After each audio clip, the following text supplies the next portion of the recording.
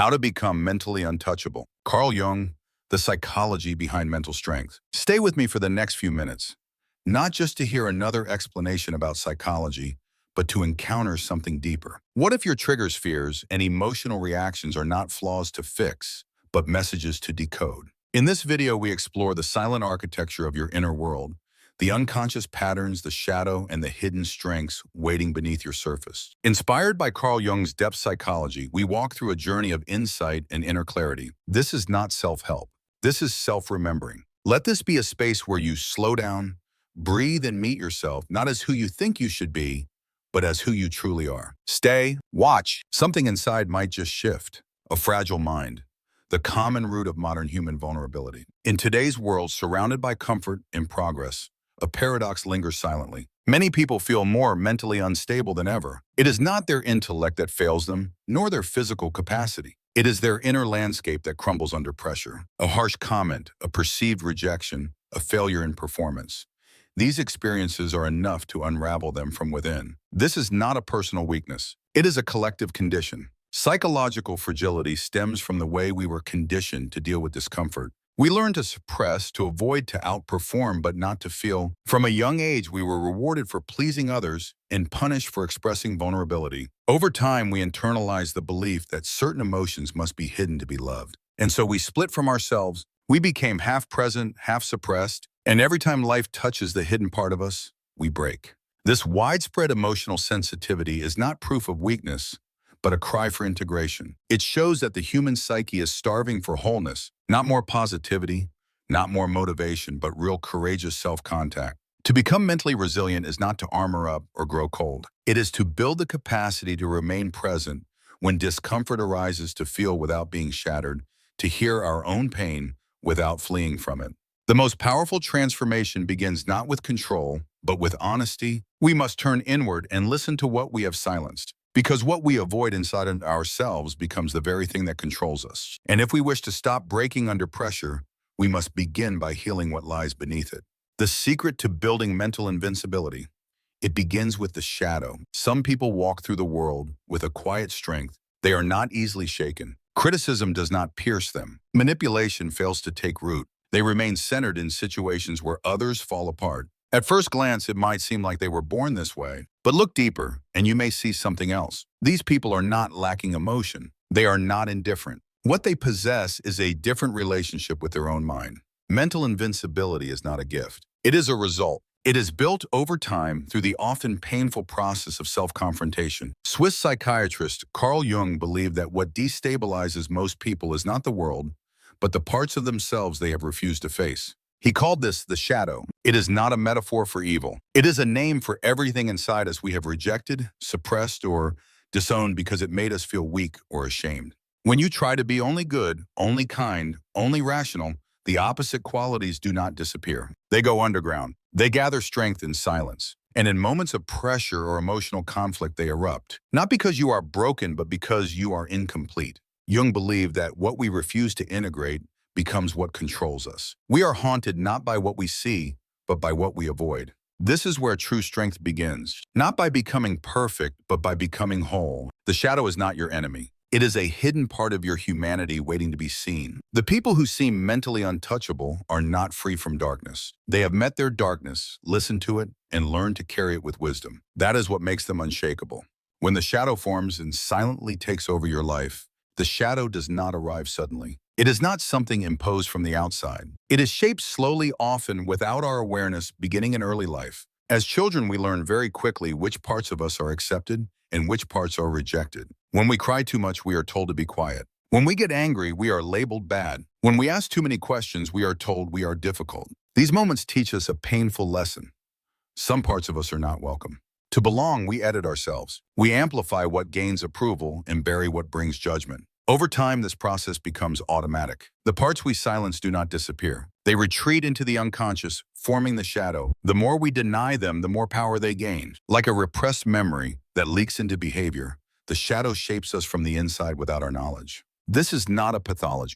It is how the human psyche protects itself, but the protection comes at a cost. The shadow grows dense not because we are bad, but because we are afraid to look. And the longer we refuse to see what we have hidden, the more likely it is to erupt in destructive ways. Emotional outbursts, self-sabotage, irrational fears, compulsive behaviors. Many of these are the voice of the shadow calling for recognition. Jung wrote that the less the shadow is integrated into conscious life, the blacker and denser it is. This means the more we identify with being good, the more we feed its opposite in the unconscious. The person who clings to being kind may have unacknowledged rage. The one who prides themselves on logic may carry suppressed chaos. The shadow is not an enemy. It is a mirror. It shows us the full picture of who we are. The mechanism of projection, how the mind casts its shadow onto others. When we do not recognize our own shadow, it does not simply vanish. Instead, it seeks expression through projection. Projection is a psychological defense mechanism where we attribute to others what we cannot accept in ourselves. It is not a conscious decision. It happens quietly and automatically, coloring how we see the world. What we dislike most in others is often a reflection of what we have disowned within. You might notice yourself reacting strongly to someone who appears arrogant. But deep down, it is not their arrogance that disturbs you. It is your own rejected pride calling for attention. When you criticize someone for being selfish, it might be your own denied need for self-priority that surfaces. These emotional triggers are signals. They show us the unintegrated parts of our psyche still seeking light.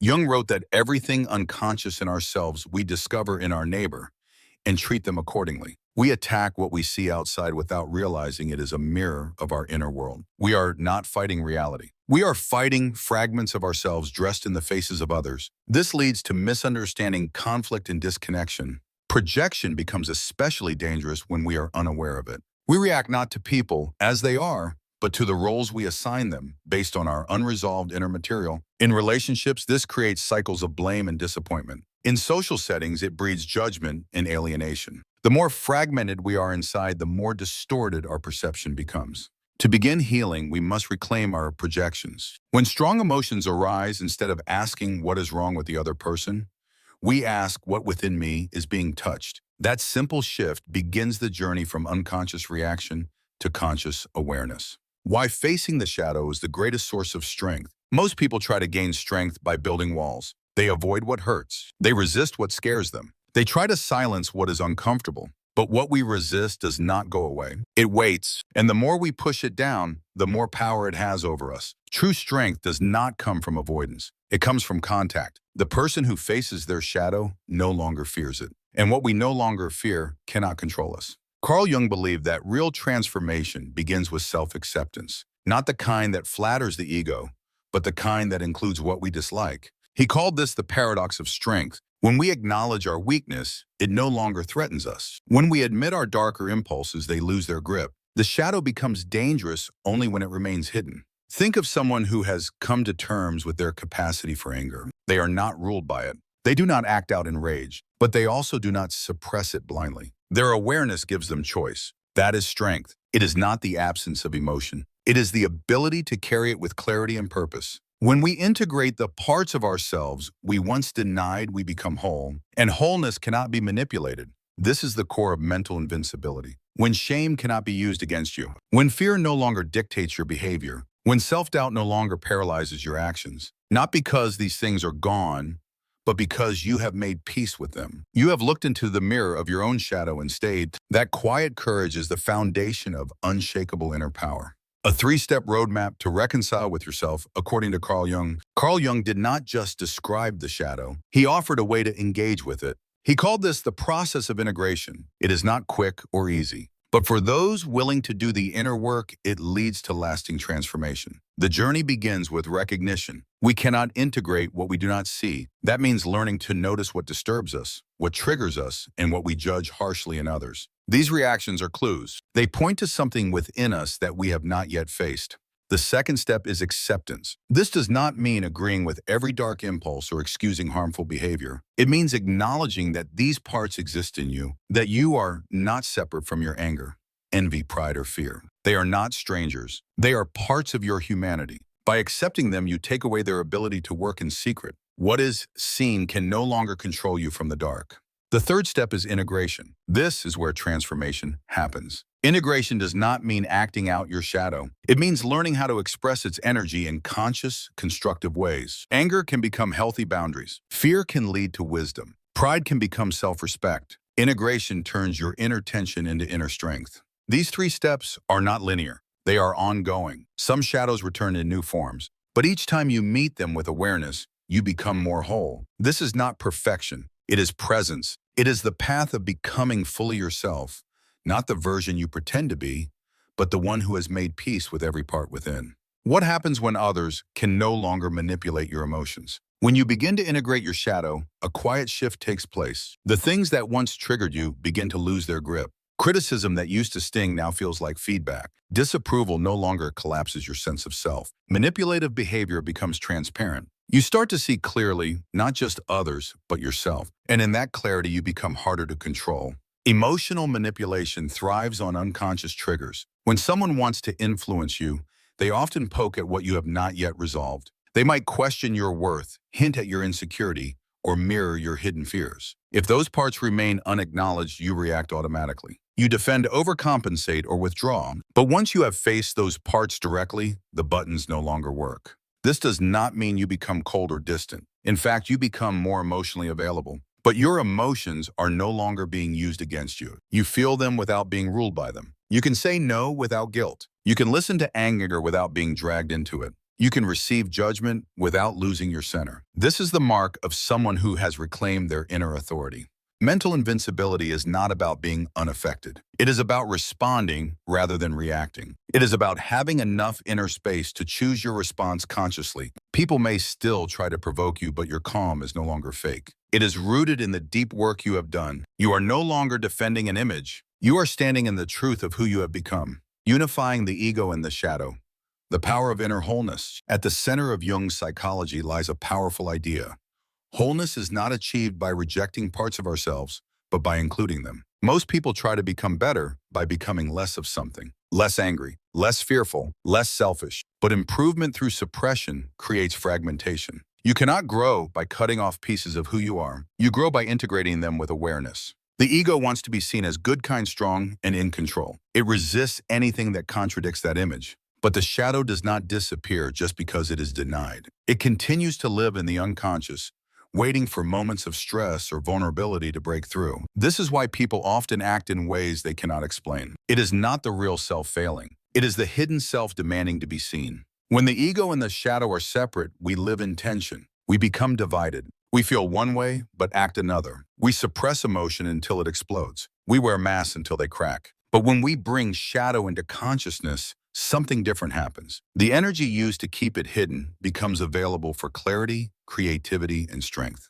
Integration does not make us perfect. It makes us whole. We stop needing to prove ourselves. We stop fearing exposure. We live with more truth and less defense. This wholeness gives us psychological gravity. We become harder to manipulate, more emotionally steady, and deeply rooted in our identity. The person who has made peace with all parts of themselves is not easily shaken. They do not pretend. They do not need to. They have become real. The final step toward true spiritual freedom. Spiritual freedom is not an escape from the self. It is a return to it. Many people search for liberation by seeking transcendence, trying to rise above their struggles, silence their pain, or bypass their wounds. But true freedom is not found in avoidance. It is found in integration. Jung believed that until we make the unconscious conscious, it will direct our life and we will call it fate. The final step in shadow work is not to fix ourselves, but to live as our whole selves with nothing left in hiding. When you stop rejecting parts of who you are, you stop living in fear of exposure. You no longer need to wear masks or maintain a performance. You stop chasing validation. You begin to live in alignment where your thoughts, feelings, and actions flow from the same center. This alignment is what creates peace, not a peace that avoids conflict, but one that stands steady within it. To reach this state, you must surrender the illusion of perfection. You are not meant to be flawless. You are meant to be real. Your flaws are not barriers to growth. They are invitations. They point you toward the parts of you still waiting to be seen, understood, and embraced. The more you accept yourself as you are, the more you grow into who you were always meant to be. This is not the end of the journey, but the beginning of a new kind of life. A life lived from within. A life where you respond to challenge with wisdom, relate to others with empathy, and stand rooted in the quiet strength of self-awareness. This is what it means to be spiritually free, not to rise above yourself, but to come home to yourself at last. Suffering is not meaningless.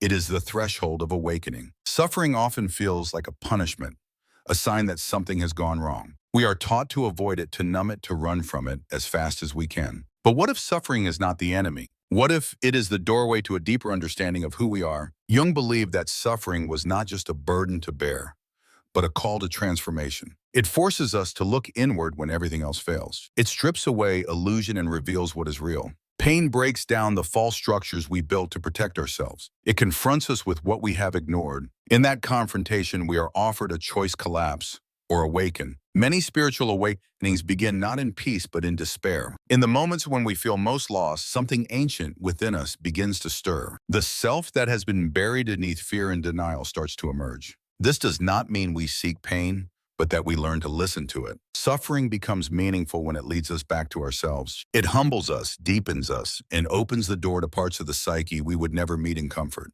When we stop fighting our pain and begin to understand it, we reclaim the power it once held over us. In this way, suffering is not the end. It is the beginning of a deeper, truer life. Daily practices to build inner strength and emotional regulation. Inner strength is not something we are born with. It is something we build through repeated acts of attention, honesty, and care. Emotional regulation does not come from suppressing feelings, but from creating space to hold them. The foundation of both is awareness, a quiet, steady awareness of what is happening inside us. Without awareness, we remain trapped in patterns. With it, we begin to choose. One of the most powerful practices is daily reflection. Set aside 10 minutes each evening to write down what triggered you, how you reacted, and what deeper emotion may have been underneath. This helps you recognize patterns and connect current emotions to older wounds. Over time, your reactivity decreases and your self-understanding deepens. Another practice is conscious breathing. When emotions rise, pause and take slow, intentional breaths. This simple act signals safety to your nervous system. It calms your body and gives your mind the space to respond rather than react. With practice, this becomes your anchor in moments of stress. Also essential is learning to speak gently with yourself. Many people have an inner critic that punishes them for feeling weak or afraid. Replace that voice with one that is curious and compassionate. Ask yourself, what am I feeling? What do I need right now? This inner dialogue helps you build trust with yourself, the core of emotional resilience. These small practices repeated daily reshape your inner world. They do not remove pain, but they change your relationship with it. And that is where strength begins. When you begin to see life through new eyes, after doing the deep inner work, something subtle but profound begins to change. You start to see life differently. Situations that once overwhelmed you now feel manageable. People who triggered you now become mirrors, not enemies. You no longer move through the world trying to avoid pain or prove your worth. Instead, you carry yourself with quiet clarity. This is what it means to live from the inside out. When you see life through new eyes, you notice things others overlook. You listen more deeply. You speak with intention. You pause before reacting. Your relationships shift because you are no longer seeking validation. You are offering presence. The need to control, defend, or impress begins to fade. In its place is a grounded sense of enoughness. This perspective does not mean life becomes easy. Pain still exists. Uncertainty remains. But you are no longer afraid of them. You no longer collapse under them. You walk with them not as a victim, but as someone who understands their place in the journey. You have become a witness to your own growth. Seeing life with new eyes means waking up. It means recognizing that every moment holds something sacred, even the difficult ones. It means choosing to meet yourself again and again with compassion. And in doing so, you begin to touch a deeper kind of freedom. Not freedom from life, but freedom in how you live it. Healing is not a destination, but a journey back to oneself, piece by piece, including the parts once forgotten. When you dare to face the shadow, you do not only find pain, you also discover strength, truth, and freedom. And from that depth, a new life begins, not perfect, but honest, grounded, and filled with inner light.